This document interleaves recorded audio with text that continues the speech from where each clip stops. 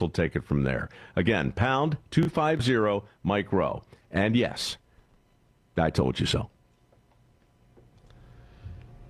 Another court battle for the Ten Commandments. The U.S. Supreme Court is being asked to review a Texas law requiring the state's public schools to display the Ten Commandments. Monday's petition teased up a case that could set a new national standard for religious expression in classrooms. Over 24 Texas families represented by the American Civil Liberties Union petitioned the nation's highest court to overturn a decision in April by the 5th U.S. Circuit Court of Appeals. The New Orleans-based appeals court's 9-8 ruling upheld the Texas law regarding the Decalogue. Keith Peters reporting. Cleanup is underway across parts of the country battered by days of deadly and destructive storms. 7 deaths reported in Indiana related to the weather, 1 in West Virginia, and forecasters warning that more severe weather is not out of the question throughout the week. It's been slow going on Wall Street. The Dow Jones Industrial Average right now down by just over 100 points. Breaking news at townhall.com. The American Academy of Pediatrics is blaming the Trump administration for lower vaccination rates. Federal data says parents getting vaccine exemptions for their kindergartners is at an all-time high, and many exemptions are for non-medical reasons. In the 2025-2026 school year, 4.2% of kindergartners, about 155,000 kids, were exempted. The 4th consecutive year exemptions have reached a new record. Dr. James Campbell of the American Academy of Pediatrics says there's been so much chaos and confusion in vaccination guidance recently. That is correspondent Donna Warder. Firefighters from several countries are pitching in to help Belgium deal with a major wildfire burning there. The blaze is now moving close to Germany. It's already burned about 12 square miles and would appear to be growing. Despite cooler weather and rain, that blaze remains one of the biggest burning in Europe. You'll find more of these stories at townhall.com. It's the Michael Patrick Leahy Show, broadcasting live from downtown Nashville. Now, here's Michael Patrick Leahy. Good morning and good afternoon. I did it again. Good afternoon and welcome to the Michael Patrick Leahy Show. We are broadcasting live from our studios in downtown Nashville. It is Tuesday, August 18th, 2026. Why did I say good morning? I'll tell you why. I've done morning radio for 8 years, 9 years, a long time. And now we are, for the very first time, we have moved to the afternoon time slot, 2 p.m. to 4 p.m. Central, 3 p.m. to 5 p.m. Eastern, here on the John Fredericks Radio Network. And, of course, all across the United States of America on Rumble, YouTube, Roku TV. You can watch this on X. Just go to my account, Michael P. Leahy on X, and you can see us in living color. Well, folks, it's time for The Rundown for Tuesday, August 18th, 2026, brought to you by our very good friends at the Glock Store, glockstore.com, located just a few miles from the airport, right here in Nashville, Tennessee. So here we go. Here is The Rundown for Tuesday, August 18th, 2026. Number 1, a huge victory for the First Amendment, the Tennessee Public Records Act, and investigative journalism here in Tennessee. Late yesterday, the Tennessee State Supreme Court denied Metro Nashville government's application for permission to appeal the appeals court decision that told Nashville to release all the Covenant Manifesto documents that the Tennessee Star and others requested back in May of 2023. It's over 3 years. Now, there's lots of twists and turns on this, and there's what happens next. Our very good friend and great reporter, Tom Pappert, will join us in just a few minutes at 15 minutes after the hour. We'll spend the entire first hour unraveling that story. Number 2, it's primary day in Florida and Alaska. Democrat skullduggery abounds, particularly in Alaska, where they rounded up somebody at the last minute to have the same name as the incumbent Republican Senator, Dan Sullivan, and the courts would let him do it. So we'll see how that all plays out. Of course, in Alaska, they've got this disgrace called ranked choice voting. Oh, beyond terrible. And number 3, here in Nashville, the Nashville Electric Service and the city of Nashville released basically a whitewash report about the power outage over the winter. Yeah, the problem was they didn't cut the trees the way they should have. Their answer, we got to communicate better. Really? Yeah, that's pretty Captain Obvious of you. Number 4, in the second hour, I'll go in great detail. The very strange case of the suicide of the DEI academic who was found out to have basically been a complete fraud at the University of Cambridge in the United Kingdom. His name is Jason R. Day. And the reaction pretty much tells you much of the United Kingdom is in a post-truth society. Number 5, this is really big. Tomorrow here in studio at 2 o'clock Central Time, 3 o'clock Eastern, a very brave teacher who just resigned, Samira Hardcastle, will be here in studio. She's the Metro Nashville public school teacher who blew the whistle on all sorts of forced change to grades. And the bottom line is twofold. Number 1, teachers don't feel like they're safe in Metro Nashville schools teaching. And number 2, the kids can't read, they can't write, and they cannot do basic math. Huh. Who would have thunk it? Well, we've been talking about that for some time. And then number 6, we're going to cover the rise of the anti-American communist DSA in the United States of America. So there you go. That is the rundown for Tuesday, August 18th, 2026. And as always, it is brought to you by our very good friends at the Glock Store. You hear me talk about the Glock Store. They're right here in Nashville, Tennessee. It is the home for Second Amendment practitioners in the entire United States of America. And on Saturday, September 19th, they're having an incredible event. It's called Force on Force. Now, Force on Force puts you into an intense, realistic live-action scenario that will test your marksmanship and your split-second decision-making skills. You're armed with a Glock 17T. The T stands for training. It fires simunition, not ammunition, but simunition that leaves a mark where you hit someone or where you get hit. You go through 2 different real-life scenarios and get a professional performance evaluation after each session. This is how Special Forces, SWAT teams, tactical operators around the world train. Now it's open to the public and available at the Glock Store. This will likely be the last Force on Force training event this year. There are only 2 sessions available and only 15 slots per session.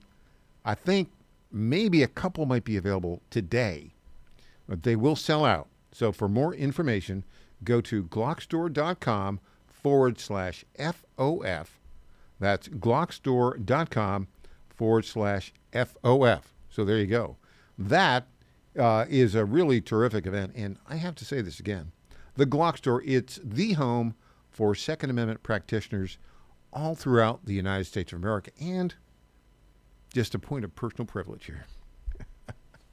If you are from anywhere in the United States and you want to go to this event, you've signed up, and you're driving, okay, when you drive, however far you drive, when you get there, because, you know, about, 60% of the United States is within 400 or 500 miles of Nashville, Tennessee. Maybe it's 400 or 500, maybe it's 500, 600, something like that. But most of you who are hearing this can drive to Nashville and in a day, or maybe a little bit more. We've had people drive all the way from, Brooklyn, New York, the Bronx, New York, and Florida and West Virginia. So if you drive to the Glock Store for the September 19th Force on Force event, just say, hey, I got to talk to Lenny McGill, the founder and CEO. What do you want to tell him? I was listening to the Michael Patrick Leahy Show, and he said, the Glock Store in Nashville, Tennessee is the home of Second Amendment practitioners all throughout the United States of America. So there you go. Kind of fun. I love the guys at the Glock Store. And I think in February of next year, when we have our 10th anniversary of the Tennessee Star, that's our news site, I think we're going to have a big party at the Glock Store. That should be an awful lot of fun. All right. Well, I talked to you a little bit about this growing movement of the Islamo-communist Democrat Socialists of America who hate America. What do they want to do? They want to get rid of the Constitution of the United States of America. Let's hear the clip right now. Clip 1. So the two things that we're famous for is our commitment to a program and our hatred of the United States Constitution. And what the program does is it gives us a roadmap to revolution, and it gives us the obstacle that we finally will have to get over to have a revolution, which is the United States Constitution, basis of the United States government. And what the minimum maximum program specifically, what that format specifically gives us is that roadmap. It gives us the minimum circumstances under which we would be able to take power and govern, and it gives us the maximum program, which is the goals that we're actually aiming for. It also clarifies democracy as both the end goal and as part of the process to get there. Okay, folks, this is what's out there among the younger generation. I saw this happening when I was writing at Breitbart, and I saw this magazine called The Jacobin arising, and they were pushing these, anti-American themes there. It did not end well for the Jacobins in the French Revolution, and it's not going to end well for the DSA here in the United States of America. Hey, when we come back, Tom Pappert. Boy, did we have a great legal victory yesterday afternoon at the Tennessee State Supreme Court. The Covenant Manifesto documents are going to be released, and Tom Pappert and I will talk about the long and winding story and what's next. Back after this.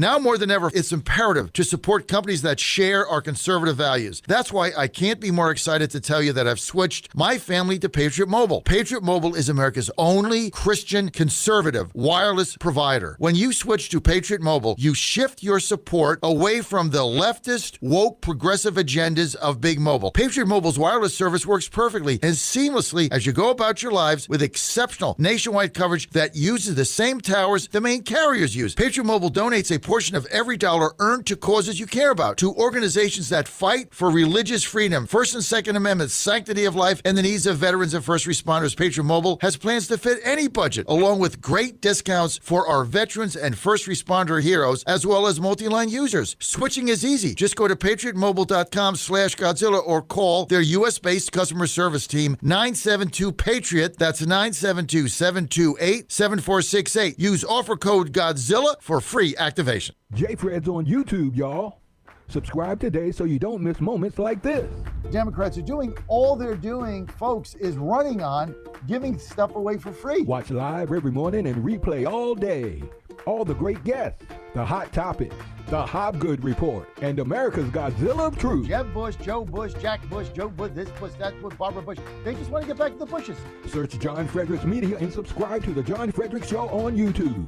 Subscribe today. Just do it. I spent my career building a business, but I couldn't stand by while Washington spent money it didn't have. So I got in the fight, and I never forgot who elected me.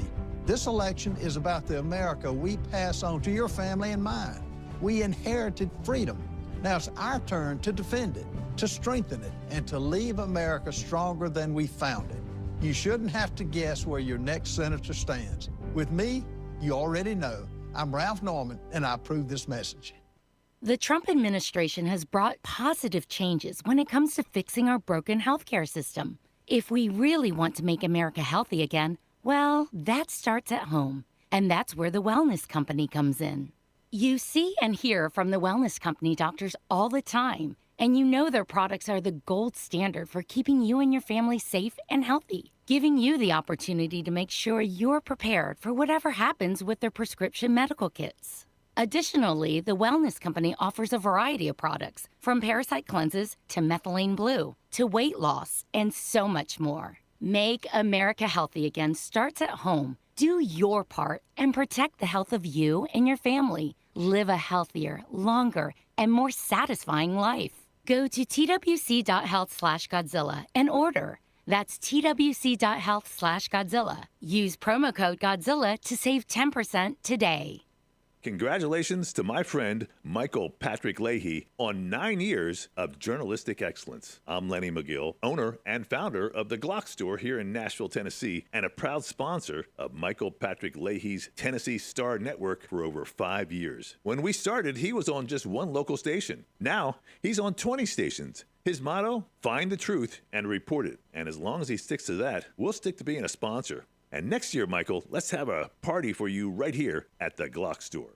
I'm Brent Taylor, and I approve this message. Brent Taylor has my complete and total endorsement.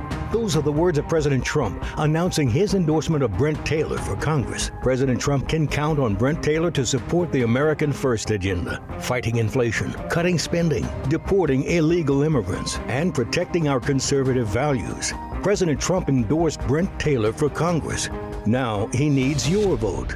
Paid for by Brent Taylor for Tennessee. Welcome back to the Michael Patrick Leahy Show. Now, here's Michael Patrick Leahy. Welcome back to the Michael Patrick Leahy Show. We are joined now on our Zoom newsmaker line by our lead political reporter at the Tennessee Star and the Star News Network, winner of the Dow Prize for the best local journalism in the country. This was awarded to him and to yours truly and to our executive editor, Christina Botteri, by the National Journalism Center last year. The one, the only Tom Pappert. Good morning. Good afternoon, Tom. I keep saying good morning. Good afternoon, Michael. I told you by Friday, I think we'll both be adjusted. You'll think it'll be Friday? Our producer, I hope it'll be Friday. Our producer, Patrick, is cracking up. He's cracking up because we have a guess as to the over-under. I think I'm going to be over. I'm used to that, but it is a little different. But it's good in the sense that the news cycle moves so fast now that we kind of now get to set the tone for those in afternoon drive time and early evening. Now, I wanted to tell everybody yesterday, big news, huge news in our lawsuit against Metro Nashville government to release all of the documents related to the Covenant Manifesto killing, the Covenant Manifesto case. Not just the writings, but we've subsequently asked for additional documents from the investigation. I'm a big Beatles fan. Before your time. I mean, you've heard the music. But in the late Beatles, they had a song called The Long and Winding Road. Well, it has been a long and winding road of litigation, and we won it yesterday. Now, there's a few more steps to take in the road, but the key victory came yesterday. Now, tell us a little bit about the steps that we have gone through in the process and the timeline that we've gone through to get Metro Nashville Police Department to release the writings of the killer, Audrey Elizabeth Hale, who was age 28, on March 27th, 2023, when she walked into the Covenant School here in Nashville and murdered 3 9-year-olds and 3 staff members. And, of course, the FBI came in right away to investigate. She, in turn, by the way, was killed just a few minutes later by a Metro Nashville team, police department, SWAT team that came in and responded. The FBI went right in. They started collecting all sorts of documents from her room in the house where she lived with her parents. And those documents have not been released since, nor have her writings. Tell us what happened after we went to Metro Nashville and said, we would like to have those documents released under the Tennessee Public Records Act. We made that request. What did they tell us in April of 2023? Well, Michael, even backing up just ever so slightly before that, it was initially reported everything you just said. 28-year-old woman killed 6 people at the Covenant School, 3 students, 3 teachers. But then within the next week or so, it came out that this 28-year-old biological woman identified as a transgender man. That is when, of course, multiple people started looking toward the police department to release information about motive. Then it came out that the killer had what police were then calling a manifesto. So that is when the public records requests were filed by, of course, you, Michael Patrick Leahy, the Tennessee Star, as well as other outlets and organizations in Tennessee. And what Metro Nashville said was that they could not release the files because the case was ongoing. Essentially, they said no and no indefinitely because that case was ongoing for something like 2.5 years. Yeah. And so, our initial public records request was denied. So we filed 2 lawsuits, one in federal court where we were represented by the Wisconsin Institute for Law and Liberty, and the other here in a state court where we were represented by America First Legal. That was May of 2023. Now, the federal case went until early 2025 when the FBI, we actually sued the FBI in the federal case. And the FBI said, okay, look, when the new Kash Patel came in as new director, he said, okay, look, you drop your suit, we'll give you all the documents. And so the writings are the ones that are involved in that case. And we've gotten, 1,500 pages out of 2,000 pages so far? Has the last installment been delivered yet?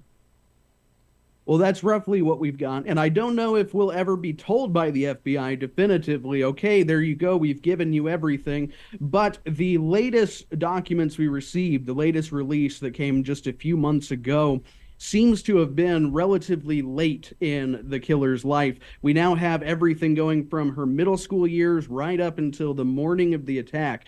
And just so people know what we got from this FBI litigation and the resolution of the case, in the final release that we've received, she was writing hate white people and hate Christianity as reasons to attack the Covenant School.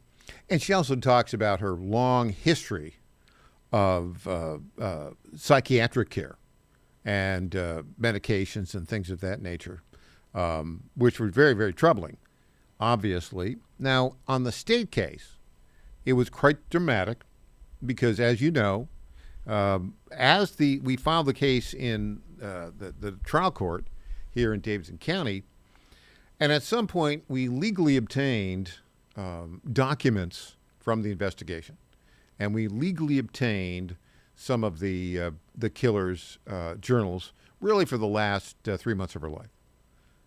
Shall I emphasize again? We legally obtained those. Then we wrote a series of articles based upon those documents, but we did not publish any of those documents. This would be in June of 24 because, of course, the case was pending and we were awaiting the judge's decision, and we thought, let's just wait and see what the judge decides. Curveball, Stacey Cameron, who is a reporter for WSMV, the local television station, the NBC affiliate, apparently was upset that we'd scooped him on this. And so he literally called up the judge and said, "Hey, Your Honor, you ought to cite Leahy for contempt of court." And she thinking, well, of course, I must do that. So I had to hire a terrific attorney, Dan Horowitz, to come in just to represent me individually in this case. And the judge in June of 24 hauled me in. All 4 of the local television stations were there with their cameras. And she wanted to show cause why she shouldn't put me in jail for contempt of court. Well, we hadn't been in contempt of anything. Our attorney, Dan Horowitz, was there ready to explain why. She never gave us that opportunity. I think she realized just how stupid this idea was. And so, she sort of left it as a hanging chad for some period of time. And then on July 4th of 2024, she handed down her initial decision. Tell everybody what that decision was, Tom Pappert. Well, in order to explain that, I once again have to back up ever so slightly, because you would think in this lawsuit might be the people who want the documents and Metro Nashville, who says you cannot have the documents. But also involved in the lawsuit were the Covenant School, and then this chancellor, Aisha Miles is her name, she added or allowed to intervene in the case a collection of parents at the Covenant School. And these parents claim that they have the legal right to all of the killer's writings. They say that they own the intellectual property. It was assigned by the parents after the killer was killed by police.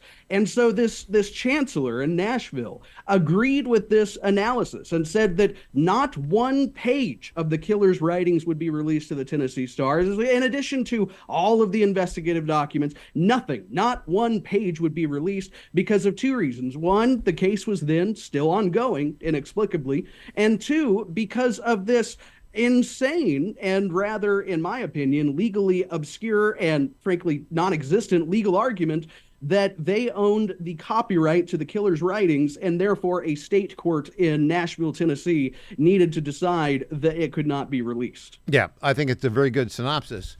We'll get back to the interveners and the purported lack of a will in the killers, that the killer apparently they claimed didn't have a will. And the parents of the killer said, well, since she died intestate, we're going to give all of our rights to those writings to the parents of the Covenant school kids. Bizarre, but that's what happened. Subsequently, this went to the appeals court, and the appeals court said, oh, no. In February, they said, no, you got to give over all of these documents with the exception of anything that might be school security related. That happened in February. We'll continue with the rest of the story and Tom Pappert after this.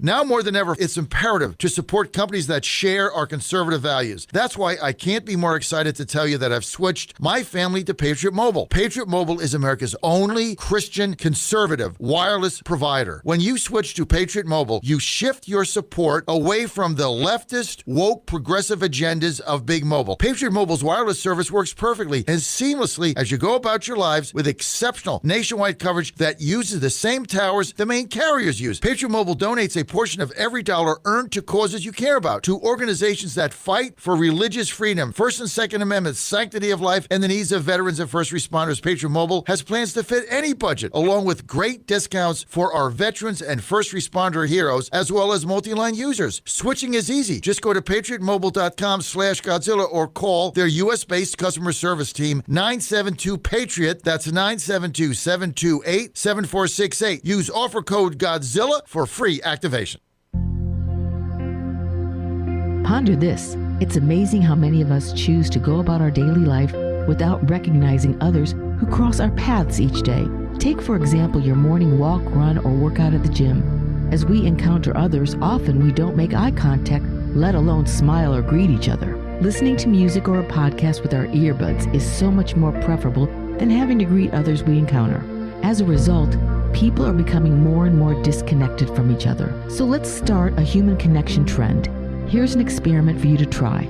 Put your phone and earbuds away for a day while in public. Try to engage others in your path with a simple smile and a kind hello. These simple gestures will become a powerful force in the world. A smile costs nothing, but can be a powerful tool to brighten the day for others. Let your smile be a light for all to see. It's a gesture of love from the Lord. I'm Susie Kelly, and I am passionately Catholic. Bad decisions limit future options. Make enough bad decisions and you will destroy your life. Listen to The Flatline with your host Rick Hughes every Sunday morning on the John Fredericks Radio Network. The Flatline describes a main line of resistance in your soul built on God's Word. Join us every Sunday morning for 30 minutes of inspiration, motivation, and education, all without manipulation. That's The Flatline with Rick Hughes, heard here every Sunday at 8:30 a.m. on the John Fredericks Radio Network. Washington is wasting $500 million every year on a federal supervision system that doesn't work. Probation officers are overwhelmed. Resources are going to people who pose zero threat, while actual dangerous individuals slip through the cracks. The Safer Supervision Act stops the waste and refocuses every dollar on protecting families from harm. President Trump's own pollster found about 80% of Trump voters want this fixed. It's time for Congress to get this done. Stop the waste. Protect our communities. Visit safersupervision.com. Paid for by the Reform Action Fund.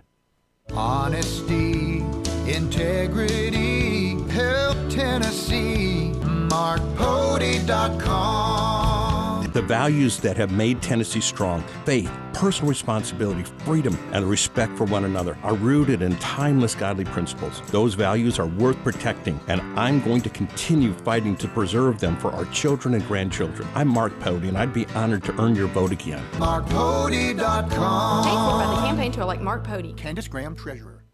I'm Scott Desjardins, and I approve this message. We will make America great again. President Donald Trump has given his complete and total endorsement to Congressman Scott Desjardins, saying he fights for our military, veterans, law enforcement, and the Second Amendment. I'm honored to be endorsed by President Trump. I know together we've got to control inflation, secure our borders, and strengthen our military. Scott Desjardins, representing the people of the 4th Congressional District. With your support, we will make America great again. Paid for by friends of Scott Desjardins. Johnny Garrett's not some out-of-touch D.C. politician.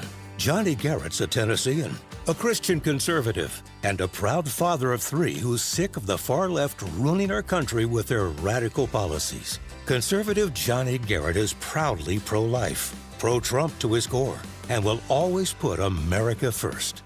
In Congress, Garrett will fight to lower taxes, cut government waste, and will always back the blue and support law and order. Garrett's fought for us in Nashville, and that's what he'll do in Congress. No to biological boys playing girl sports. No to communist China buying our farmland. And no to criminal illegals invading our state. Because with Johnny Garrett, what you see is what you get. It's time to bring more Tennessee to D.C. Send Trump conservative Johnny Garrett to Congress. I'm Johnny Garrett, candidate for Congress, and I approve this message. Paid for by Johnny Garrett for Congress. Welcome back to the Michael Patrick Leahy Show. Now, here's Michael Patrick Leahy. Welcome back to the Michael Patrick Leahy Show. We're talking with Tom Pappert about the major legal victory that we had at the Tennessee Star that will require Metro Nashville government to release all of the Covenant Manifesto case documents, in addition the writings of the killer, the transgender identified biological female male who self-identified as male, Audrey Elizabeth Hale, called herself Aiden. Now, so in February, the Court of Appeals ruled that basically entirely in our favor. Now the interveners, the parents of the trust representing some of the parents in Covenant School and Metro Nashville, chose to request permission to appeal of the Supreme Court here in Tennessee. That's what it's called. You don't apply for certiorari as you do in the United States Supreme Court. It's called something differently. And then the news broke yesterday, but there's a little twist on this. It's kind of interesting, I'll tell you. We have a copy of the order from the Tennessee State Supreme Court, which simply said this: upon consideration of the application for permission to appeal of the Covenant School, Metropolitan Government of Nashville and Davidson County, and parents of minor Covenant students Jane Doe and John Doe, and the record before us, the application is denied. Denied. That's it. And it's per curiam, meaning all the judges agreed, and they didn't have to have anybody, sign their name to an opinion. Now, did you notice this, Tom? We got the news yesterday, late yesterday afternoon is when it broke. But this thing was filed with the court last Thursday, August 13th. Isn't that interesting? Took that long to... That is interesting. And yes, we learned because yesterday the case was formally closed and we could go into the Tennessee court system and see that the case has been disposed of on the 17th of August, 2026, and it's over. And then we, of course, wanted to celebrate, break out the champagne, but we had to make sure that this case actually closed with the Tennessee Supreme Court saying, no, we're not going to accept this appeal. So now it goes back to basically they simply said the Court of Appeals decision stands, and the Court of Appeals decision in February said to the trial court in Davidson County, expeditiously release these documents. Now you can review documents that might include things about school security. Now that shouldn't take very long. What do you think is going to happen here? Well, in an ideal world, Metro Nashville would go through and make the dozen or so revisions to the documents, black out any information about the Covenant School. There was, for example, we know from context clues in the FBI release that Audrey Hale drew maps, not just of the Covenant School, but of the other schools she considered targeting. I don't need those as a reporter. That's completely unnecessary to what I would do. Go ahead and redact those. But considering the process has already been completed once by the federal government, we have a good understanding or a good idea that this should not take that long. So they should be giving this to us, I would assume, in a relatively short period. If it takes longer than a month, flags will start to be raised in my imagination. I think, though, that what we've learned from Nashville over the last 3.5 years, as well as our other public records efforts trying to figure out why they're giving millions of dollars in grants to pro-illegal alien nonprofits and other matters, they're going to drag their feet. I fully expect them to use every single tool at their disposal to pull this Band-Aid off one hair at a time. And by the way, in so doing, all they're going to do is delay our ability to inform the public of what was going on in this killer's head in the years that led to this event, and all of the mental health professionals that had some inkling of what was going on in her head and did nothing to stop it. So all they're doing is hurting the public and the public's ability to prepare for future tragedies. Now, a couple of things that are worth noting. So we followed up in June with another public records request from Metro Nashville, and the answer is, well, we're going to be using that answer pretty quickly to ask for more. But I did a search. This story's been out now. We published the story almost 24 hours ago. We were the first to break the story. Tom, as I said, when the judge called me in and threatened to put me in jail in that contempt of court hearing in June of 2024, all 4 local television stations were there. All 4. How many news outlets have covered this story in the past 24 hours, Tom? That would be... Well, news outlets, Michael, specifically news outlets, just one, the Tennessee Star. The Tennessee Firearms Association also did an excellent write-up, but they're the Tennessee Firearms Association, not a news website. And Michael, I think this is really, it speaks very poorly of the local media and also of the national media. Folks at home may wonder, how come you don't get more lawsuits like this that get information, that take years, that require Democrats and locally elected officials to do their jobs and provide that information? Well, it could be because after 3.5 years of litigation, it will be ignored completely after a victory. Now, I don't think, Michael, you and I are the type who need accolades and feathers in our caps in order to do the right thing. But it is interesting exactly how silent our friends in the mainstream media have been. Yeah. So back in June, we asked for the full case file to be released, including any information about whether or not there was a will from the killer. Remember, that was the parents said, oh, no, there wasn't a will, but there's a document that we saw that said there was a will. If there was a will, okay, then the parents may not have had the ability to give the copyrighted writings to the Covenant Parents Trust, right? Very important. And then also we asked for everything related to a memo and a response thereof sent in May of 2023 from the Biden-era FBI called the Legacy Token Memo. Tell us about what a Legacy Token Memo was from the FBI. Yes, and Michael, I believe personally that this memo probably dates back to the James Comey era FBI, just to give folks an idea. And what this is a memo that the government sends out that suggests, advises, requests, but does not demand local authorities, in this case, Metro Nashville Police Department. But I think they send these to sheriffs and police departments all over the country whenever tragedy strikes, advising them to not release any so-called legacy tokens left by Audrey Hale, this transgender shooter.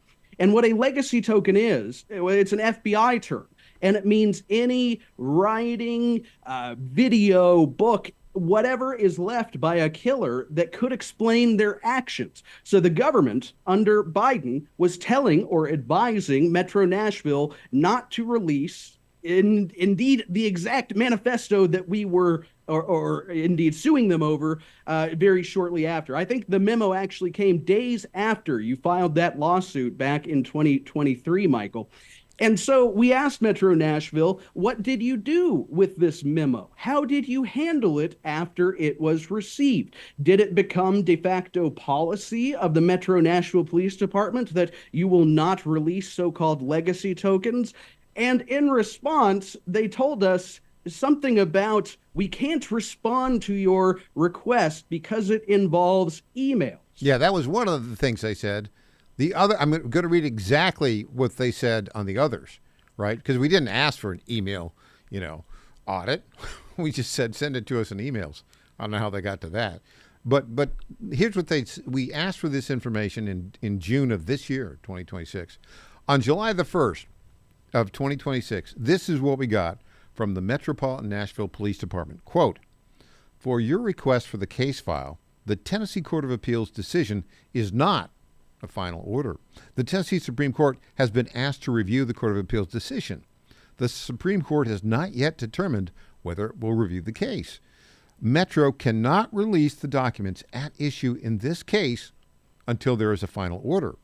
Therefore, Metro Nashville Police Department is extending its expected response date 90 days to September 4th, 2026, when it will have more information whether the Supreme Court will review the case and whether there will be further proceedings in the trial court. Once we have that information, a labor fee letter will be sent out at that time. Now, Metro Nashville Police Department, there is a final order. There is a final order in this case. It's the order of the Tennessee State Supreme Court. We want those documents. Notice the little bit of information they had at the end of this, and whether there will be further whether there will be further proceedings in the trial court. What do you think that's about, Tom Pappert?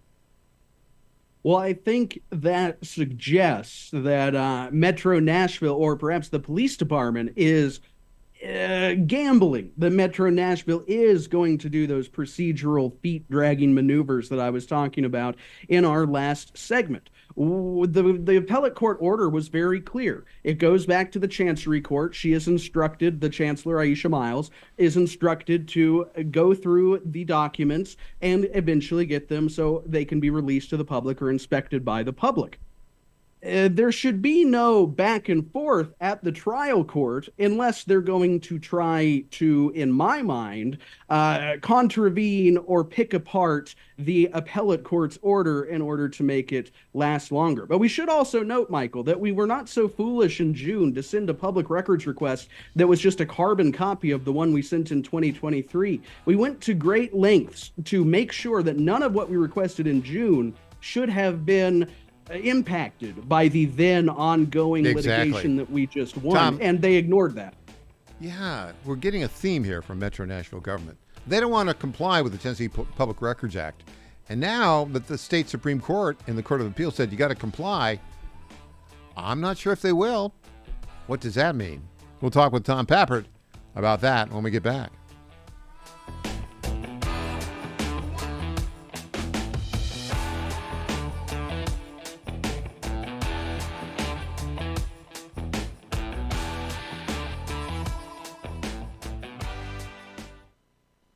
In 2008, the amount of concentrated time people could spend on a task without becoming distracted was 12 seconds. 5 years later, it was only 8 seconds, 1 second less than a goldfish. If you're often distracted or have trouble recalling information, you're likely to fall behind in the demanding, fast-paced 21st century. In other words, brain performance is more critical now than ever. Boost your brain power with Healthy Cells Focus Plus Recall. Science-backed nootropics to help you sharpen focus, concentrate longer, enhance recall, improve mental speed, learn rapidly, and be more alert. It's a pill-free brain supplement made with maximum absorption ingestible gel technology, designed to feed your brain at the cellular level. Take it for a test drive. Go to healthycell.com and use code GODZILLA for 20% off your first order of Focus Plus Recall. That's healthycell.com, code GODZILLA for 20% off. I spent my career building a business, but I couldn't stand by while Washington spent money it didn't have. So I got in the fight, and I never forgot who elected me. This election is about the America we pass on to your family and mine. We inherited freedom. Now it's our turn to defend it, to strengthen it, and to leave America stronger than we found it. You shouldn't have to guess where your next senator stands. With me, you already know. I'm Ralph Norman, and I approve this message. Wendy Bell Radio. Fauci sent $40 million of our taxpayer money to Wuhan to do these dangerous coronavirus experiments starting in 2014, ladies and gentlemen. This was no novel coronavirus. There was nothing new about it. It was a bioterror weapon. But this is the biggest government scandal in U.S. history because it is the death of millions of people. Wendy Bell is live 10 to noon starting August 17th on the John Fredericks Media Network. Ponder this. Most people want to have a good day every day. In order to do this, we must start our day with gratitude and keep an attitude of gratitude throughout the day. I offer you my recipe for having a great day and a joyful life. First, start each day being grateful that the Lord has given you another day to serve Him. Roll yourself out of bed, get on your knees, and say a morning prayer of thanksgiving. Ask the Lord to help you throughout the day to do whatever His will is for you. Next, thank God for the little things that make your day better. I thank Him immensely for my morning coffee and for my legs that allow me to take a morning walk. I pray for those who cannot walk because of age, injury, or disability. Throughout the rest of the day, I am grateful for the people God has placed in my life. I thank Him for those who love me, and I pray especially for those who do not love me. Find ways in your day to thank God continually and offer prayers for all those the good Lord has placed in your daily path. I'm Susie Kelly, and I am passionately Catholic. Congratulations to my friend Michael Patrick Leahy on 9 years of journalistic excellence. I'm Lenny McGill, owner and founder of the Glock Store here in Nashville, Tennessee, and a proud sponsor of Michael Patrick Leahy's Tennessee Star Network for over 5 years. When we started, he was on just one local station. Now, he's on 20 stations. His motto, find the truth and report it. And as long as he sticks to that, we'll stick to being a sponsor. And next year, Michael, let's have a party for you right here at the Glock Store. I'm Brent Taylor, and I approve this message. Brent Taylor has my complete and total endorsement. Those are the words of President Trump announcing his endorsement of Brent Taylor for Congress. President Trump can count on Brent Taylor to support the American First agenda, fighting inflation, cutting spending, deporting illegal immigrants, and protecting our conservative values. President Trump endorsed Brent Taylor for Congress. Now he needs your vote. Paid for by Brent Taylor for Tennessee. Welcome back to the Michael Patrick Leahy Show. Now, here's Michael Patrick Leahy. Welcome back to the Michael Patrick Leahy Show. Well, Tom, now that a final order has been entered in this case, in the Covenant Manifesto documents case, there's a lot of stuff that is in the file that we've asked for, and that there's no reason that the trial court or the Metro Nashville Police Department won't release it. It's information about the will. We'll get back to that in a bit. Information about the FBI legacy token and all sorts of medical records about the killer from Vanderbilt Medical Center, which and we've got the initial investigators' reports. We never were able to find him and talk to him. I think he still lives in Nashville. But we've got those documents now that we can request and get. I, however, am very concerned that Metro Nashville, along with Metro Nashville Police Department, Metro Nashville government, along with the trial court judge, may seek to defy the Tennessee Supreme Court decision. Am I being just overly worried about this, or do I have reason for my concern? Well, Michael, we've seen just in the last couple months, Metro Nashville essentially fight us on every type of public record request you could think of, including something related to their 2027 budget for this year. They're giving $1.5 million to two nonprofits that support illegal aliens and give them lawyers. So I think that you are operating on a very solid foundation and premise to think that there might be some attempt by Metro Nashville to not give us everything they're supposed to. But they're going to have a hard time with that if they do, and it's just going to, like as I said earlier, all they would be doing is delaying the inevitable, because the appellate court order is very clear. It states that the public has a right to inspect or receive all of these files with the exception of those that have something to do with school security. Nobody is going to object to that. Everybody can agree that schools must be kept safe.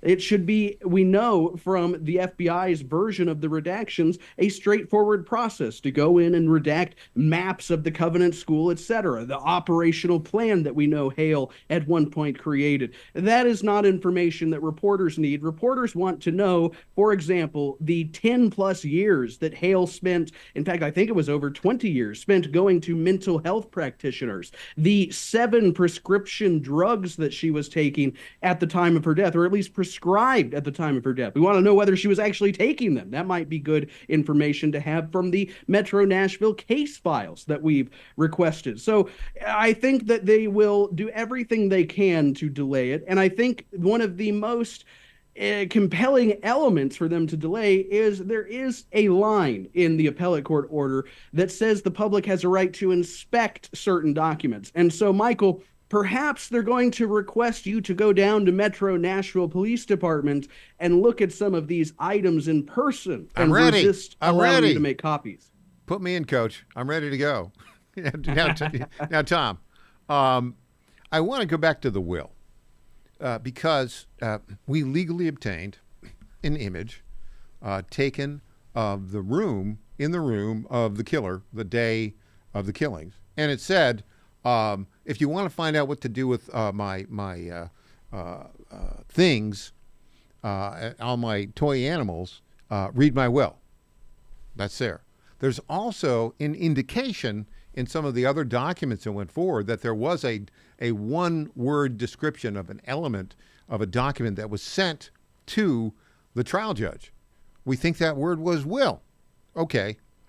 If she did not die intestate, and her will was to make her writings public, what that does is it entirely destroys any legal claim that the parents of the killer had to the writings of the killer, and it destroys their ability to transfer those writings to the trust set up for the parents of the Covenant kids who then intervened in the case. Your thoughts on that, Tom Pappert? It is a very curious question of why they've claimed that Audrey Hale died without a will, despite the document that, again, you said I think we've published it, but we've definitely received it. It says, please read my will in all caps, multiple exclamation points, and it's underlined. So Audrey Hale seemed to think at the time of her death that she had a will, even though her parents have claimed otherwise publicly. But what's very important about the existence of a will is even this appellate court order, which was an overwhelming victory for the Tennessee Star, they did reaffirm one part of the lower court's ruling, and that was that the Covenant Children's Trust, this parents of the minor children that we've been talking about that were allowed to intervene, well, they ruled that decision to allow them to intervene was the correct one. But, Michael, if they did not ever really have the ability to obtain the intellectual property rights to Hale's writings, then how could they have ever been allowed to intervene under any conditions? I think this is something that could really cause problems if it were to come to light. Also, the other thing, too, about this is I mean, the Metro Nashville Police Department had that document, that she placed on her room wall. Read my will. They had that. Didn't they look around and find something like that? Inquiring minds want to know. We'll find out very soon. Tom Pappert, outstanding work. Well done. Thank you for joining us today. Always a pleasure, Michael, and congratulations. It's been a long, strange trip to get here. A long and winding road. Hey, when we come back, the very strange, sad, weird, postmodern story of Jason Arday, the plagiarist who committed suicide, and the academic. Weird story. Back after this.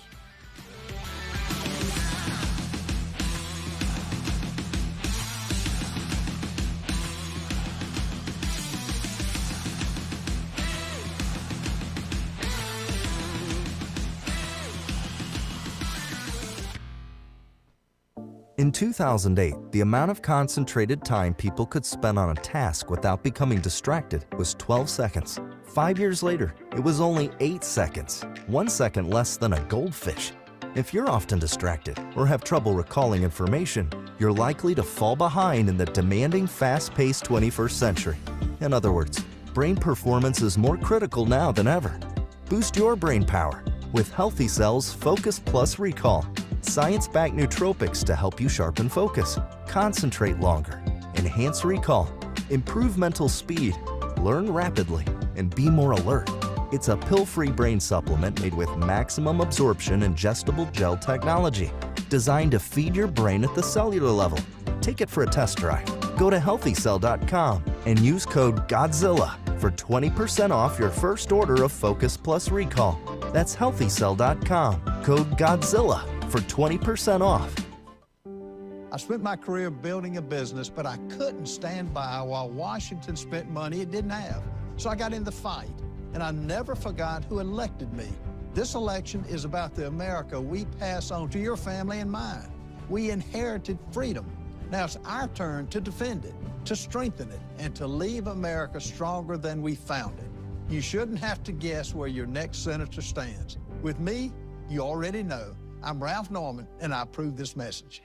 John Fredericks loves his radio and TV audience, but did you know how to follow the Godzilla of Truth wherever you go? Download the John Fredericks Radio Show app to listen live nationwide. For the daily chit-chat, Trucking the Truth, download the Getter app and join the morning fun on Getter Live from 6 to 10 a.m. Follow John Fredericks on Getter, Truth Social, or Twitter at JF Radio. This is WJFN, Goochland, Bonaire, Chester, and WJFV, Portsmouth. News this hour at Town Hall. I'm Bob Agnew in Washington.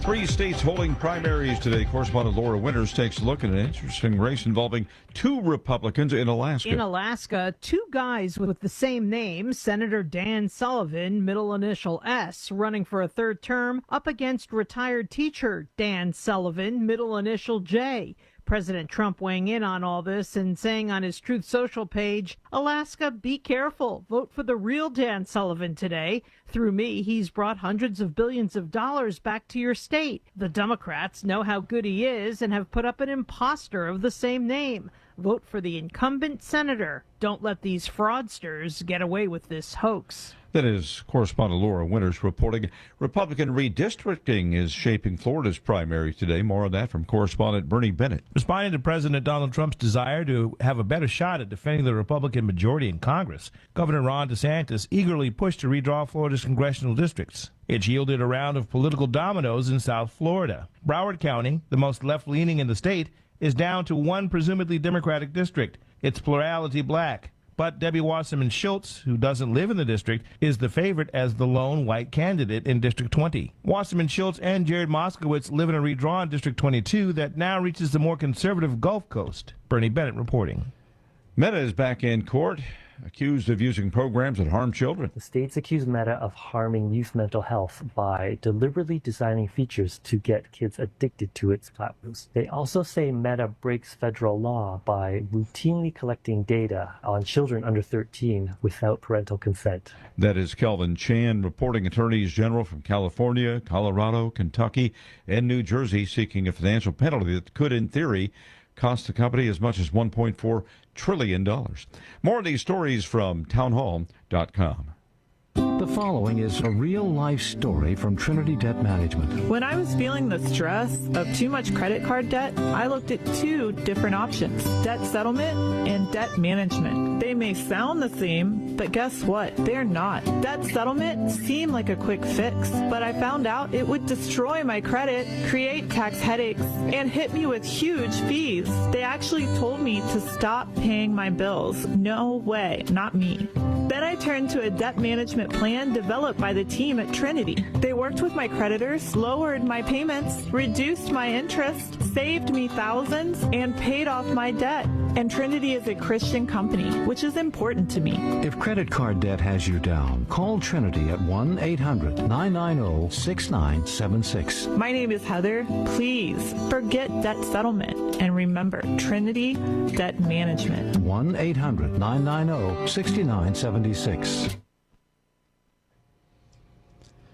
President Trump is blaming the media for stoking up stories about poor conditions on the USS Abraham Lincoln aircraft carriers. He says they're simply false. We get more details from correspondent Julie Walker. The aircraft carrier has been the subject of escalating concern over mental health and supply issues for American sailors enduring a record-setting uninterrupted time at sea of more than 240 days. Trump calls the reports fake news. And an admiral came up to see me over the weekend, and it was at a big group, and he happened to be an admiral retired. He said, I've been on ships that are out there much longer than that, sir, and I know people on the Lincoln, they say it's beautifully maintained and beautifully taken care of. The Lincoln arrived in the Middle East in January and has been supporting the U.S. war against Iran, including the blockade on Iranian ports. I'm Julie Walker. You'll find breaking news and analysis at townhall.com.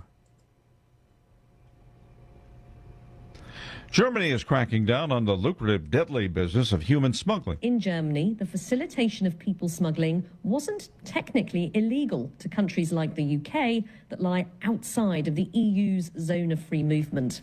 Berlin agreed to tighten the law after our BBC investigation exposed how West Germany's used by gangs to store small boats' equipment before it's rushed to northern France. As BBC's Jessica Parker, the British military, meanwhile, says a ship has been attacked in the Strait of Hormuz. A ship has been hit by a projectile while sailing out of the Strait of Hormuz. There was no immediate claim of responsibility for the Tuesday morning attack, reported by the British military's UK Maritime Trade Operations Centre. I'm Karen Shemas. On Wall Street, it was a tough session all day long. At the closing bell, the Dow was down by 93 points, NASDAQ off by 520. You'll find more of these stories at Town Hall.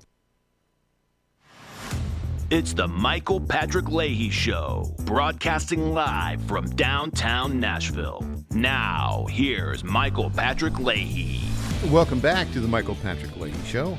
Our phone number, if you want to call in, is 615-814-2848.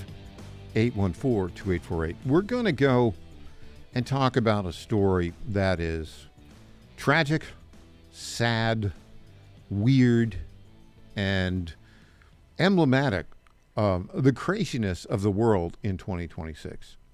I'm talking about the suicide of Jason Arday, a 41-year-old academic who was the youngest black professor at Cambridge University in the United Kingdom. You know, Cambridge, well, if you look at the prestigious universities in the United States, you're talking at least until, I don't know, maybe a decade ago, when all the universities went crazy. What would be the most prestigious universities in America? Well, Harvard, of which I'm a graduate, class of 77, founded in 1636. Yale, you know, the other Ivies. Yale founded in, 1703, something like that. Stanford, I'm also a graduate of Stanford, which was founded in 1890 by one of the robber barons. But those are, the prestigious universities with great reputations until recently when they all got nuts. I don't think I could speak at any of those campuses right now, Harvard or Stanford. Somebody would protest me because I stand for traditional American values and I'm a constitutional populist and, of course, was an early organizer of the Tea Party movement. Oh, and by the way, we've got a new book coming out. very shortly how the deep state took down Richard Nixon. Not popular there. Well, the original elite universities in England were the most elite of the elite. Oxford, which was founded somewhere around 1100 or so, and Cambridge, which I think was founded in 1400, something like that. Those are the elite those are the Ivy League, shall we say, of the United Kingdom. And this Jason R. Day, 41 years old, black professor, sociology professor, was appointed, even though he had a lackluster academic background, was appointed as a professor of sociology at Cambridge. Well, and it came to be found out that most of his work was plagiarized, and that much of his early description of his life was made up. He was, in short, apparently a fabulist. So he resigned in disgrace a little over a week ago, and then he killed himself a couple days ago. And there have been rallies at the United Kingdom, which are crazy in the sense that they're trying to make this about racism when the guy was, look, every human being has a soul, and no matter, if you've made mistakes, if you've misrepresented your past, God will forgive you. If you ask for the forgiveness, you can be forgiven for things like that. And, this guy could have had, if he could have borne the humiliation, he could have had a fine life. There was a place for him in the world. It wasn't as an academic professor at one of the elite universities in the world, but, not a lot of people get that kind of position. Well, a fellow by the name of Coleman Hughes, and we're going to do a lot on this in the next two segments. I would actually be very curious to see your thoughts on it. We're going to hear from Coleman Hughes, who's an author talking about this at the Free Press. We'll hear comments at the recent Jason R. Day rally, which sounds like a Black Lives Matter George Floyd rally from 2020, something like that. And then we'll hear from Jason R. Day in his own words, and the fella academic who basically began the investigation of his plagiarist background, a fellow by the name of Nathan Cordes, who has his own story as well. But let us begin with Coleman Hughes at the Free Press talking about this. Clip 6. The Jason R. Day affair has left the academic world reeling. Found dead in his family's apartment last Friday, R. Day has been the subject of intense scrutiny over the past month. Appointed in 2023 as Cambridge's youngest ever black professor, he faced extensive and credible allegations of plagiarism earlier this year. Those allegations led to public interest in the literally incredible details of his life. R. Day claimed to have run 600 miles in 6 days, which would make him one of the best ultramarathon runners on earth. He claimed that he couldn't speak until age 11 and couldn't read until age 18, but somehow managed to complete a PhD around age 30. And he claimed to have raised the equivalent of several million US for charity. Jason R. Day was either the most interesting man in the world, or he was a liar. It turned out to be the latter. The R. Day affair has revealed many unflattering things about academia: that DEI invites fraud by lowering standards, that the bigotry of low expectations is alive and well, and that a disturbing number of experts, not just R. Day himself, but all the Cambridge professors and BBC journalists who co-signed him, are compromised by ideology, cowardice, or both. But the R. Day affair has also revealed something else. White liberals in the English-speaking world want very badly to believe in the archetype of the up-from-nothing black intellectual who, despite huge disadvantages, goes on to achieve greatness. In fact, they want to believe in this sort of story so badly that they are willing to turn off every ounce of skepticism that they would normally bring to bear on fantastical claims. The irony, however, is that we already have so many examples of up-from-nothing black intellectuals who go on to achieve intellectual greatness. It's just that they usually turn out to be conservatives, or at the very least, out of step with the left-wing religion of racial justice. Consider Thomas Sowell. Sowell was born in the Jim Crow South in a house without hot water or electricity. His father died before he was born, and his mother died soon after. As a teenager, he did a brief stint in a homeless shelter, sleeping with a knife under his pillow. Years later, he somehow managed to make it to Harvard University, before affirmative action existed to cast a doubt over such achievements, where he began what would become one of the great intellectual careers in American history. Well, Thomas Sowell is the exact counterpoint to Jason Arday. And I just want to say a little bit about this. It's very sad because Jason Arday, he lost hope. He lost hope, and he shouldn't have. He felt that he was being, hounded. Well, once his misrepresentations were identified, okay, face the music. But he just felt like he had given up hope. Let's give the rally after his death. We'll play a little bit of that right now. Who do they blame for it? Clip 7.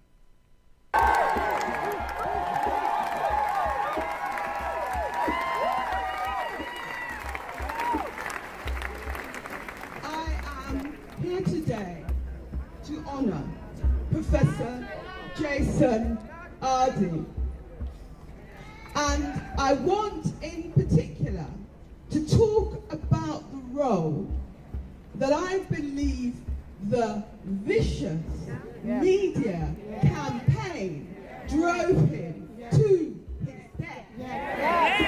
I was with Professor Arday just a week ago.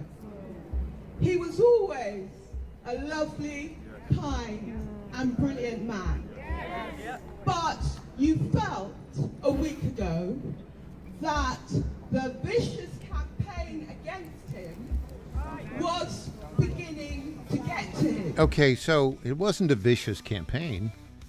It just pointed out that all his claims, many of his claims about his life were fraudulent, and that his academic work was below par and littered with plagiarism. That's the problem. All right, we'll have more on this sad story of the death of Jason Arday after this.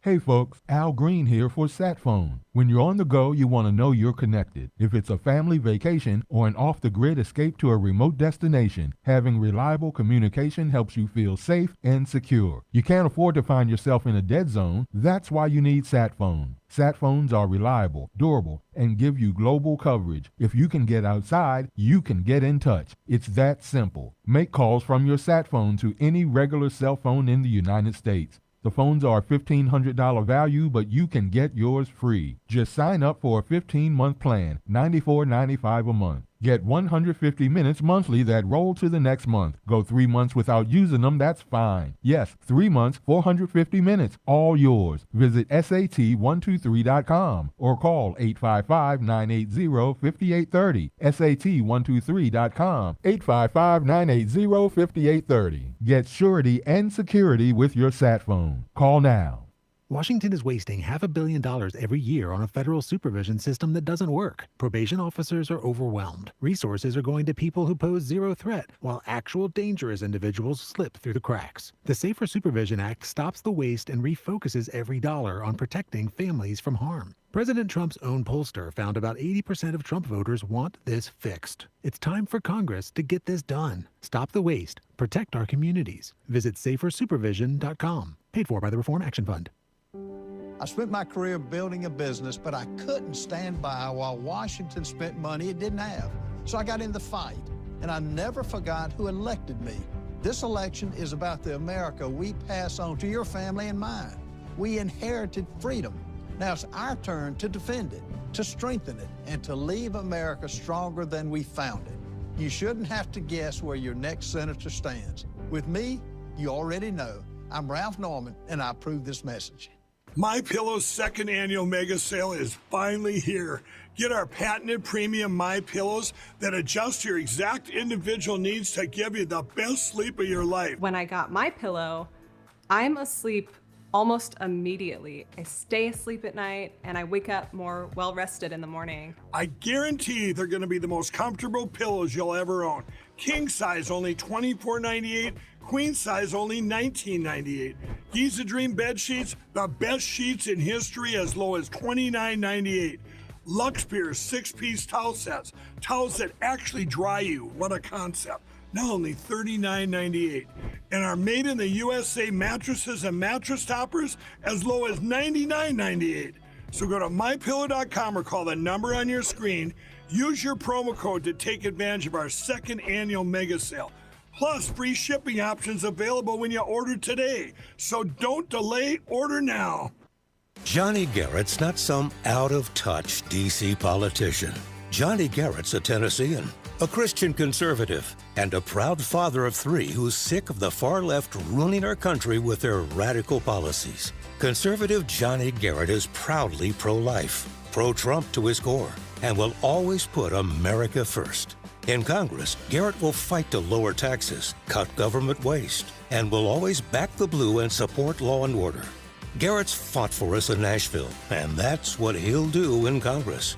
No to biological boys playing girl sports. No to communist China buying our farmland. And no to criminal illegals invading our state. Because with Johnny Garrett, what you see is what you get. It's time to bring more Tennessee to D.C. Send Trump conservative Johnny Garrett to Congress. I'm Johnny Garrett, candidate for Congress, and I approve this message. Paid for by Johnny Garrett for Congress. Welcome back to the Michael Patrick Leahy Show. Now, here's Michael Patrick Leahy. Welcome back to the Michael Patrick Leahy Show. And, of course, we're talking about the suicide of Jason Arday, the 41-year-old youngest black professor in the history of the University of Cambridge University in Oxford, in England, rather, a very elite university. And it's a sad story all around. Here is Jason Arday in his own words, clip 10. I think racism obviously always existed, but I think there's a normalization of racism now that is troubling. And I think it's probably more troubling than it's certainly been in my lifetime. And I think part of it is, the weaponization of certain instruments designed to kind of protect our egalitarian ideals, the things that we value so much. And I think a significant part of it is just how people are thinking now. So, for want of a better use of time, I've always spent a lot of time watching right-wing news, not because I'm interested, but because my best attribute is I'm a counterpuncher. So in terms of being a counterpuncher, I need to understand what's happening outside my own leftist way of thinking. And I think where we are now is that you have people who will say things of the like, if having a St. George's flag outside of my house and being proud of my country makes me a racist, then I'm proud to be a racist. And okay, so, come on. That is overstatement to the extreme, but that's the argument. He's a propagandist. He wasn't an academic. And again, I'm very sorry that he lost hope. He shouldn't have lost hope. There was a life ahead of him, a long life, actually, if he could have gotten over this. But, he was in a system that I don't think his friends helped him at all, actually. They put him in a situation where when his fraudulent academic career was exposed, he just couldn't bear it. Now, the guy who exposed it, a fellow by the name of Nathan Koffness, who was a professor, academic, philosophy of biology, who actually had some controversial academic work and in the area of race. And so ended up getting dismissed from Cambridge, and now he's at some school in Belgium. But here he is in his own words talking about this. Clip 11. This is a story of corruption of people who knew the truth and covered it up, who used the threat of legal intimidation to silence people, including journalists who tried to tell the truth. Jason Arday, who became the youngest ever black professor at the University of Cambridge, has resigned following a row about plagiarism. A New Times analysis of the academic's work found that his research contains impossible evidence and is littered with inconsistencies.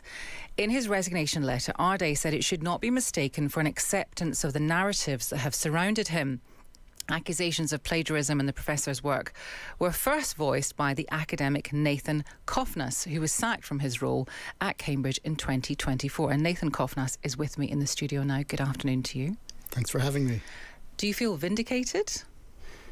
I mean, I didn't require vindication. The evidence was there. I didn't. So I was hoping that Arday would stay and remain the face of DEI for the next 27 years until his retirement.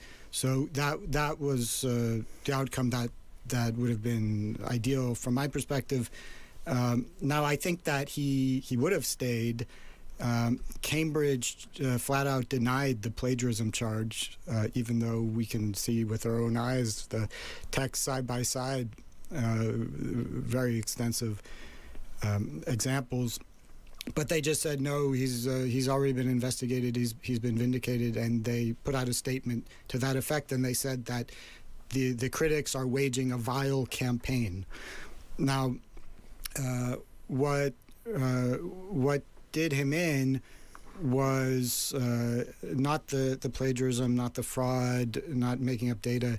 It was that he was claiming to have affiliations with prestigious universities that he didn't actually have, like the Ohio State University and Glasgow.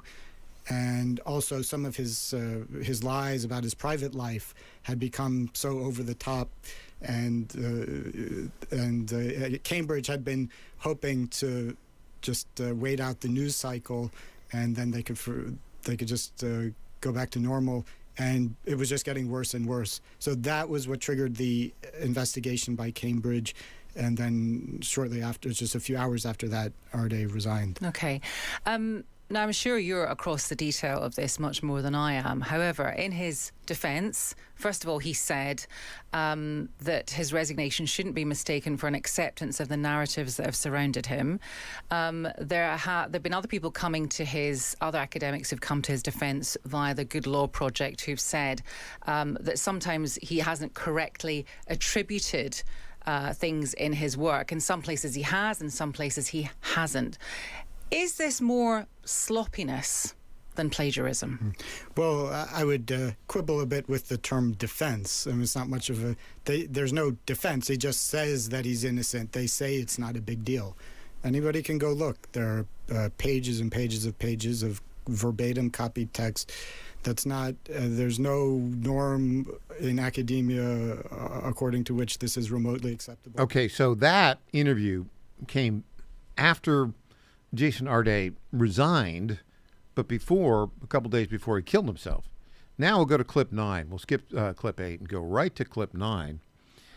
This is one of his fellow academics at Cambridge talking about Jason Arday in the days after his resignation. Clip 9.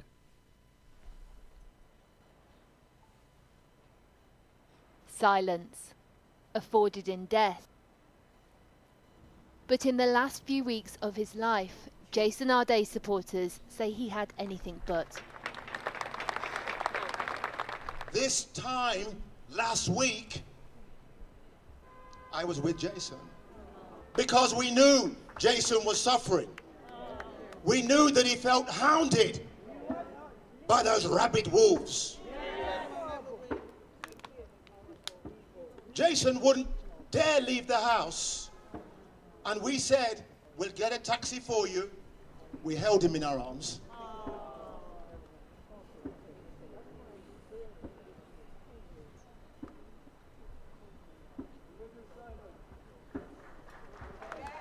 We told him he was loved. he held Diane's hands and he said, I love you. But he said, they're hounding me to death. And I cannot see a way out. The news on Friday that Cambridge University's youngest black professor had been found dead after weeks of questions over his integrity in both academia and his upcoming book has caused a public reckoning over his treatment. To some, the scrutiny was fair and in the public interest. To others, it went way beyond that. Okay, so this is, of course, the BBC report on it. And it's biased in a very significant way. I don't think his friends helped him at all here, because the evidence that he had engaged in plagiarism and was academically fraudulent and he'd been telling dishonest things about his life was overwhelming. I mean, what do you do with somebody like that? Well, certainly you counsel him to hang in there, but how do you hang in there? Well, he doesn't have to live in London. He can go off someplace else and take a vacation and just kind of reassess. What would you do?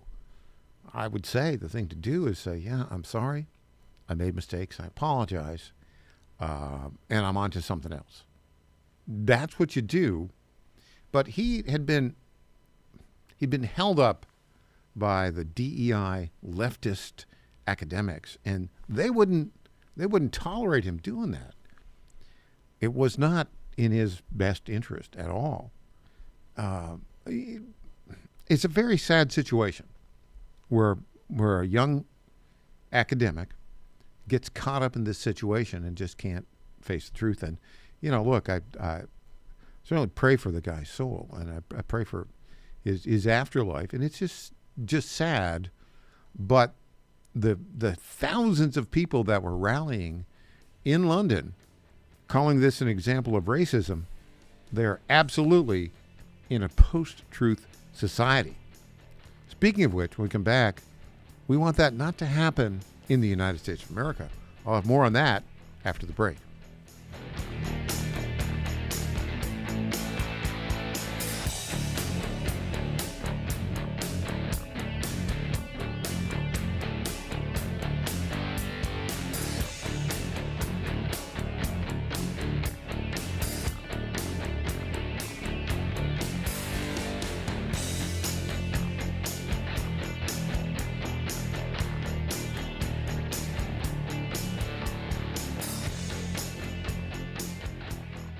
This is Crom Carmichael, CEO of Solti. We got a wonderful email from one of our customers up east named Joe, and here's what he had to say.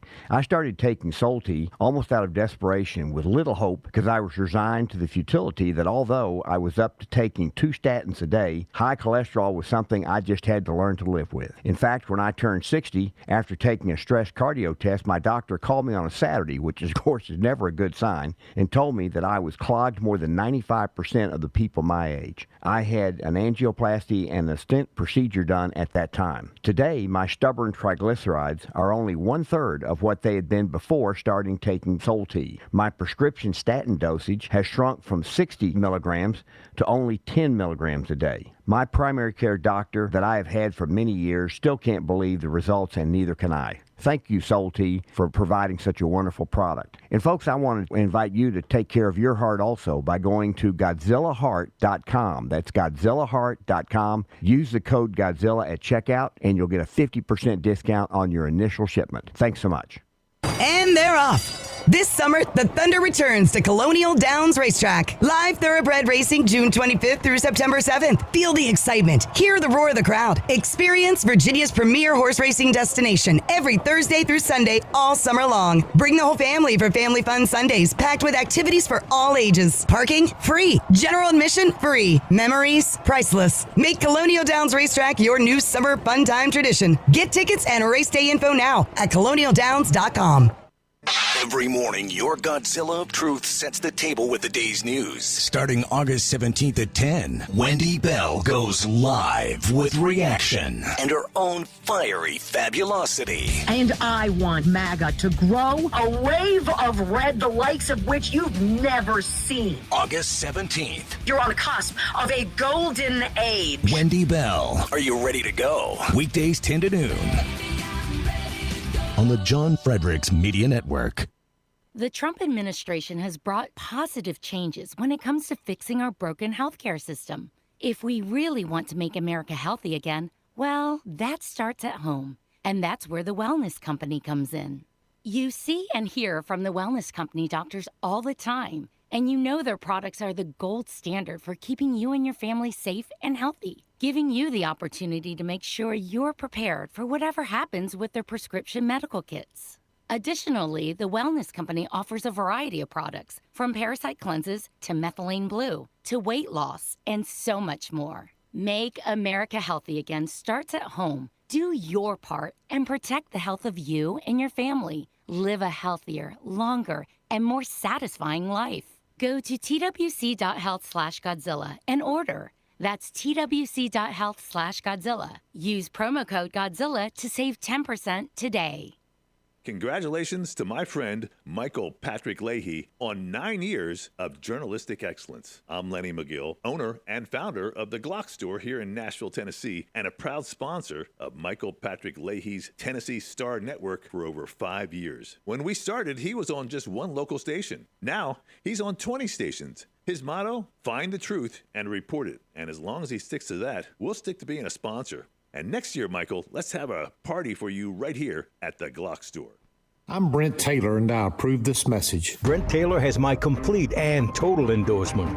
Those are the words of President Trump announcing his endorsement of Brent Taylor for Congress. President Trump can count on Brent Taylor to support the American First agenda, fighting inflation, cutting spending, deporting illegal immigrants, and protecting our conservative values. President Trump endorsed Brent Taylor for Congress. Now he needs your vote. Paid for by Brent Taylor for Tennessee. Honesty, integrity, help Tennessee, markpody.com. The values that have made Tennessee strong, faith, personal responsibility, freedom, and respect for one another, are rooted in timeless godly principles. Those values are worth protecting, and I'm going to continue fighting to preserve them for our children and grandchildren. I'm Mark Pody, and I'd be honored to earn your vote again. markpody.com. Paid for by the campaign trail like Mark Pody. Candace Graham, Treasurer. I'm Scott Desjardins, and I approve this message. We will make America great again.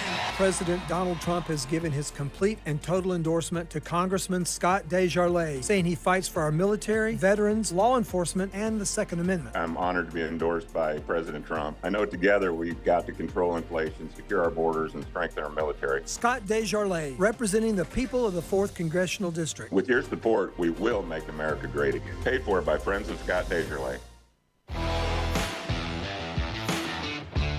Welcome back to the Michael Patrick Leahy Show.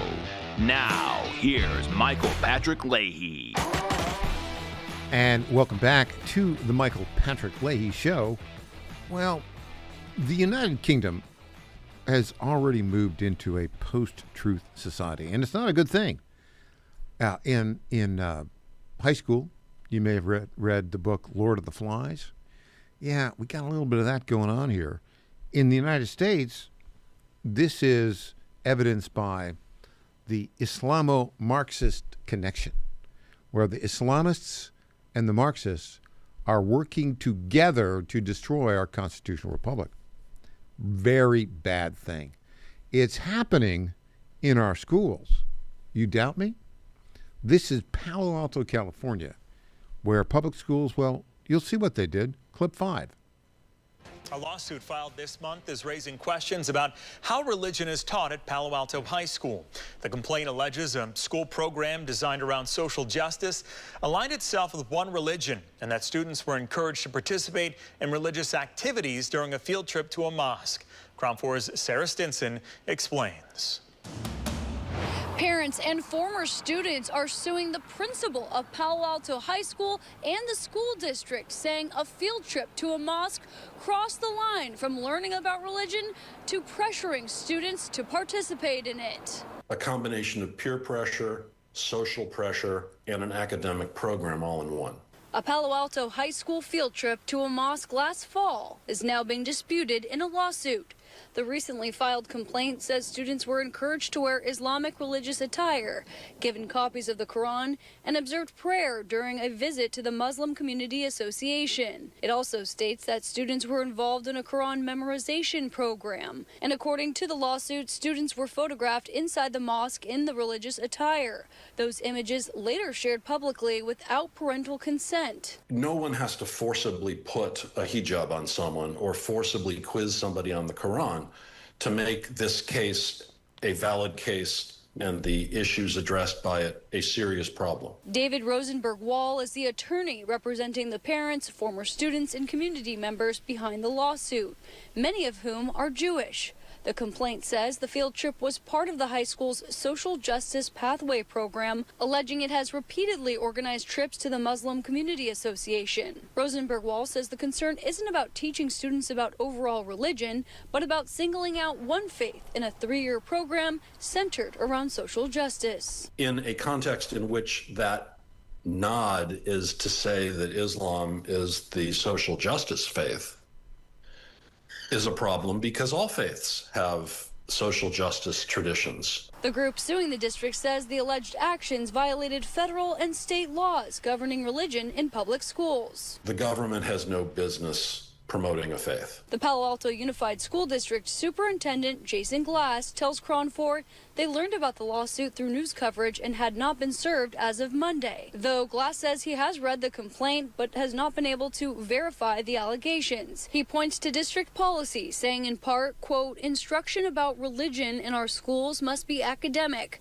not devotional. No faith may be promoted and no faith may be denigrated. Glass says every family in the district is entitled to expect that standard and says he will review the district's practices against it. The attorney for the families says all parties should be served by this week, and he expects more families to join the lawsuit. I'm Sarah Stinson reporting in Palo Alto. Okay, so you think that superintendent of schools was not aware of that social justice program at the high school? Give me a break. Of course he was aware of it. They wrote the policy there in order to kind of avoid the possibility of a lawsuit, but they have no intention of following that policy, it seems to me. What they want to do is they want to coerce students there in the social justice program to embrace Islam. That's unconstitutional. It is illegal. It's against the federal law. It's unconstitutional.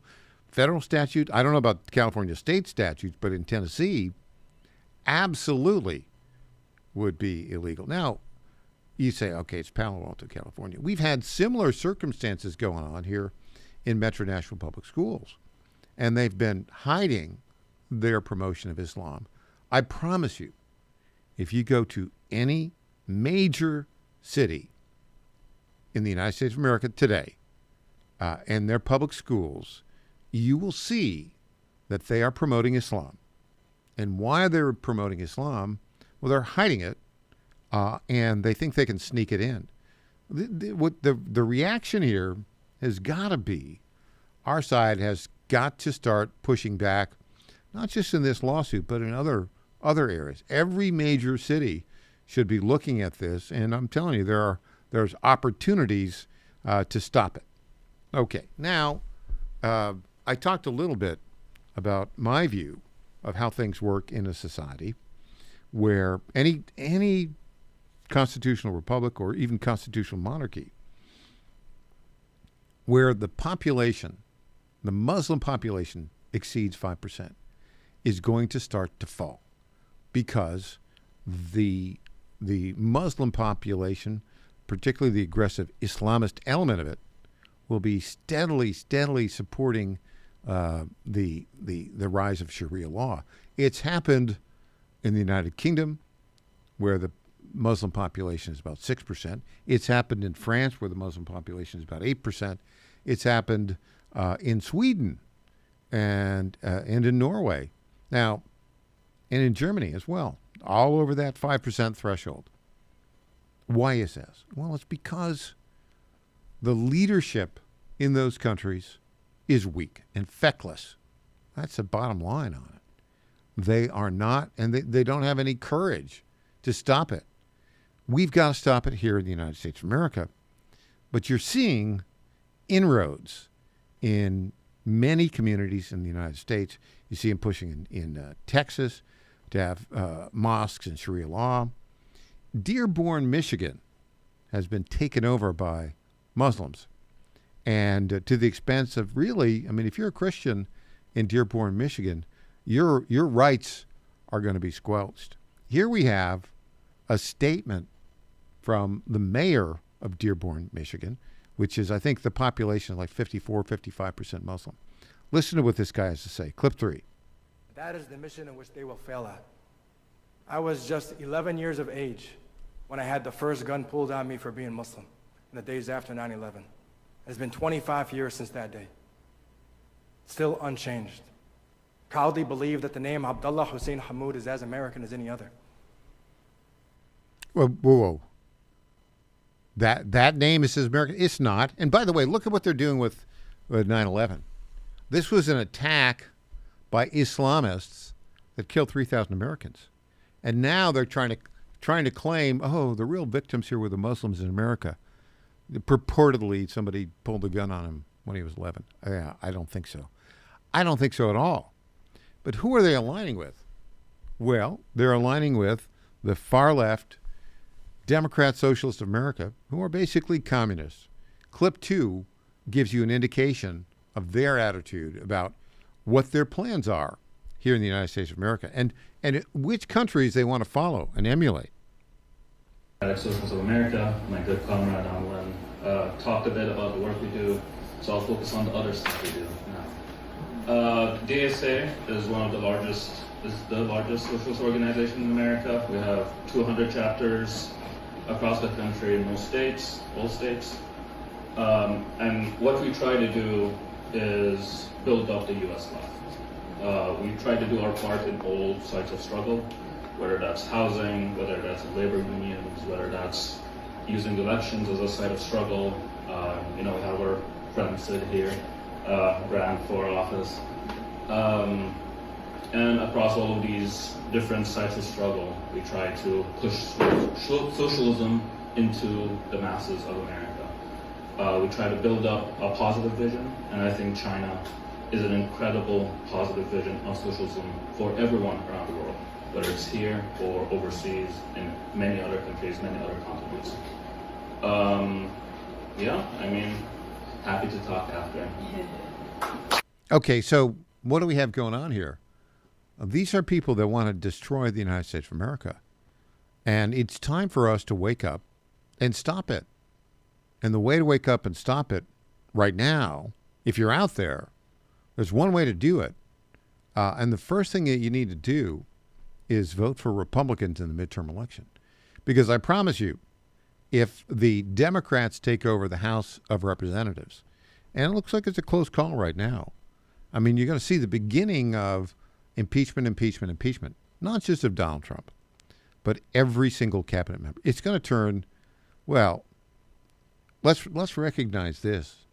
These people who are now dominating the Democrat Party, they are not your grandfather's Democrat Party, right? They are not interested in working with the opposition. They are working to destroy our constitutional republic. And if you don't get out there and vote in the midterm elections, they will begin that process. It's going to be ugly in a very big way. If you're thinking about it, I saw this at Citizen Free Press. You know how you win? You turn out. We'll talk about more when we get back. I want to talk about what's going on in education. We've got a clip of a teacher in I think it's Fresno, California. You're not going to believe what this teacher has been promoting when she's not at school. Back after this.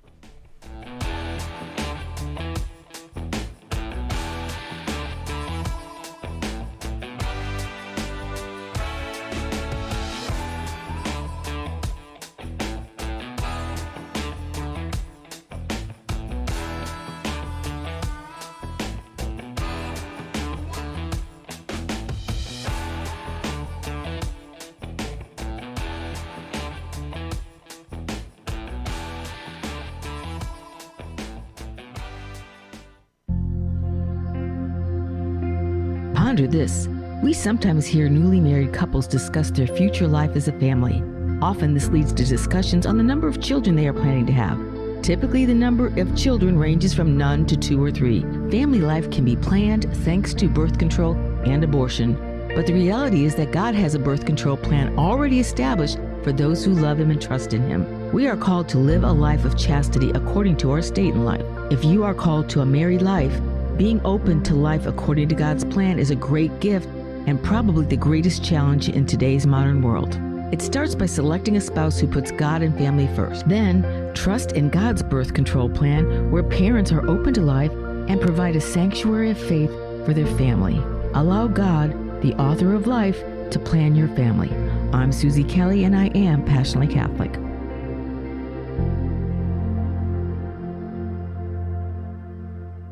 Folks, this is Crime Carmichael, CEO of Soul Tea.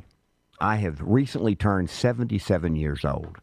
I do not take prescription drugs. I have not had to take prescription drugs, and I attribute a lot of my good health to a product that I've been taking, which is the active ingredient in Soul Tea. It's a 22% concentration of theaflavin.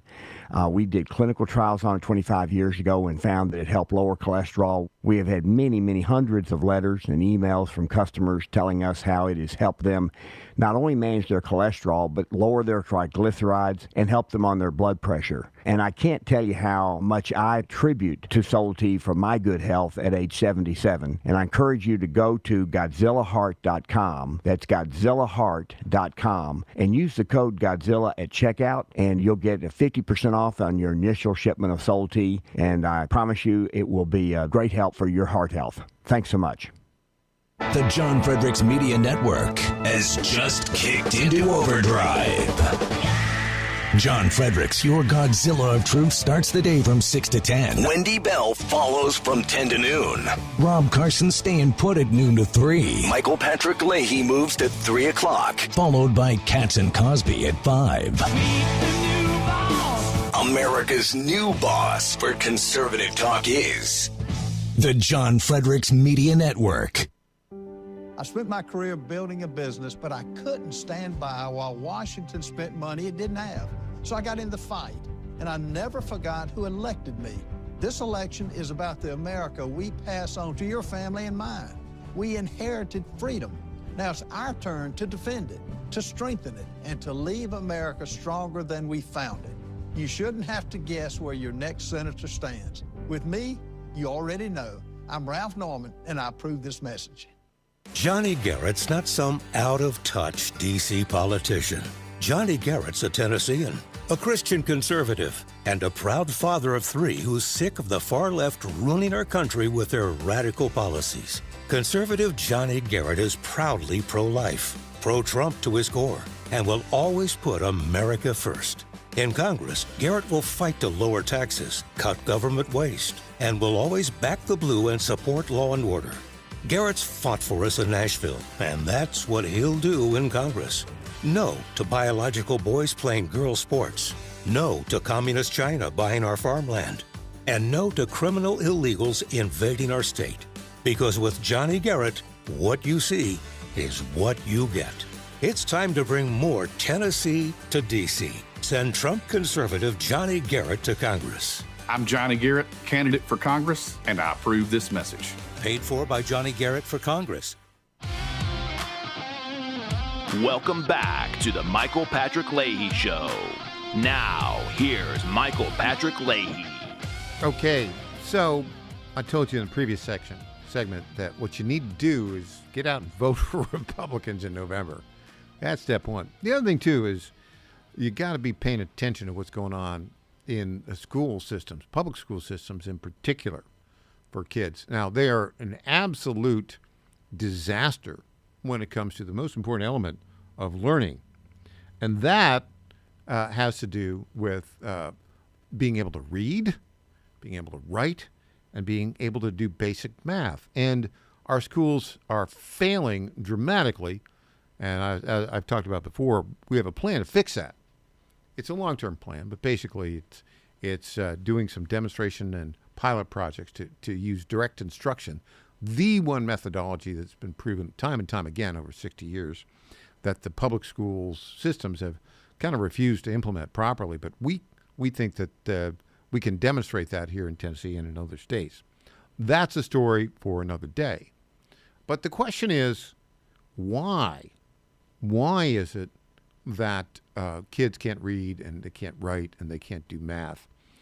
A lot of it is the methodology. A lot of it, we'll talk about this tomorrow here on the program with Samira Hardcastle, the 8-year award-winning teacher here in Metro Nashville who resigned and said, you're forcing me to fabricate grades, Metro Nashville School Board, Metro Nashville District. Our kids can't read, they can't write, they can't do basic math. You may have seen Samira on Laura Ingraham and a couple other places, and she seems to be a very genuine, very nice person and an award-winning teacher. She just couldn't take it anymore. That's part of the problem. The system is completely corrupted. The other part of the problem is you have some bad teachers who are allowed to stick around. I'm going to play this clip. There's a teacher apparently in Fresno, California, who in her spare time wants to put a militia together to go after white people. Yeah, I kid you not. Let's play this clip right now. Educator investigated. In a now viral video, a Madera Unified special education teacher is seen making comments about starting a, quote, black militia, and encouraged others in the community to find and join her to, quote, rob some white people. Another clip shows her loading several firearms and laughing. The concerning videos posted to the teacher's Instagram account quickly prompting online backlash and a multi-agency investigation. Good evening and thank you for joining us for Action News Live at 11. I'm Christina Lopez. That educator is now on administrative leave and temporarily barred from Madera Unified School District property. Action News reporter Carrie Mannix brings us the videos now under investigation and the exclusive reaction from that teacher that you'll see only on Action News tonight. Carrie. Christina, police in both Fresno and Madera are investigating those videos taken and posted by Kenisha Daly. Daly, who lives in Fresno, told me today she is cooperating with police and viewed what you're about to see as entertainment.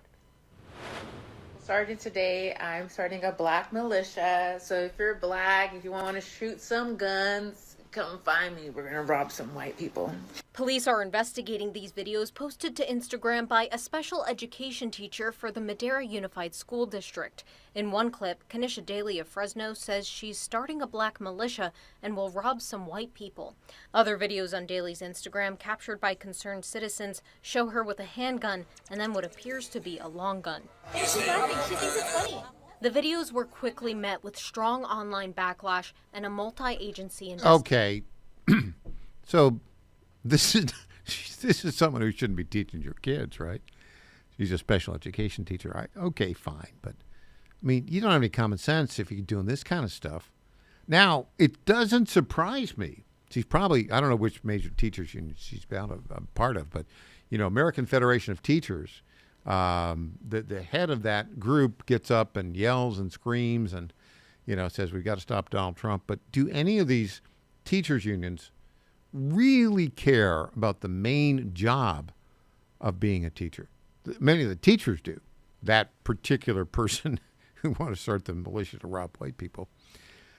She's, I wouldn't say that she's, the mainstream of teachers. A lot of teachers are trying to do the right thing. But the teachers' unions only care about getting benefits to teachers and maintaining political power.